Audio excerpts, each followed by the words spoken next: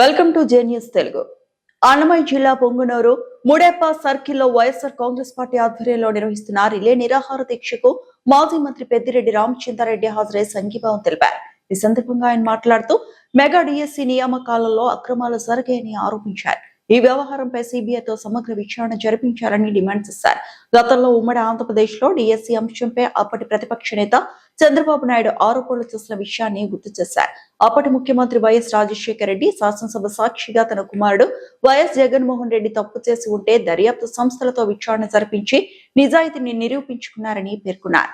అదేవిధంగా ప్రస్తుతం ముఖ్యమంత్రి చంద్రబాబు నాయుడు కూడా మెగా డిఎస్సిపై వచ్చిన ఆరోపణల నేపథ్యంలో సిబిఐ విచారణకు ముందుకు వచ్చి తన నిజాయితీని నిరూపించుకోవాలని డిమాండ్ చేశారు.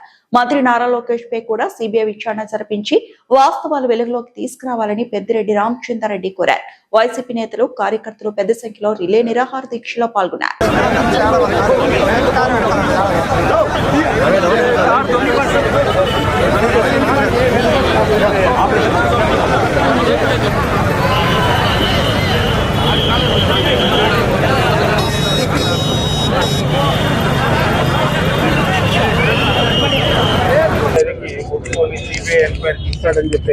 నమ్మకం లేదు.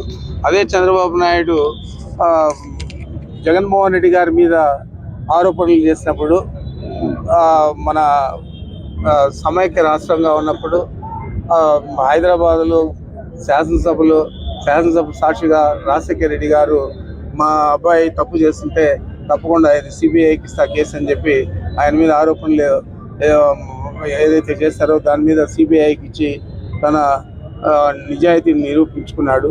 ఆ విధంగా చంద్రబాబు ముందుకు వచ్చి ఆయన నిజాయితీ కూడా నిరూపించుకోవాలా. నువ్వేదైతే డిమాండ్ చేస్తావో దానికి ఆ రోజుల్లో రాజశేఖర రెడ్డి గారు ఒప్పుకొని సిబిఐకి ఇచ్చారు. ఈరోజు మేము డిమాండ్ చేస్తూ ఉన్నాం, జగన్మోహన్ రెడ్డి గారు డిమాండ్ చేస్తున్నారు మా నాయకుడు. మీరు కూడా అదే విధంగా ఒప్పుకొని మీ కుమారుడి మీద సిబిఐకి ఇచ్చి ఆయన సత్యలతను నీ సత్యలతను మీరు నిరూపించుకోవాలని చెప్పి చంద్రబాబు నాయుడుకి డిమాండ్ చేస్తూ ఉన్నాను.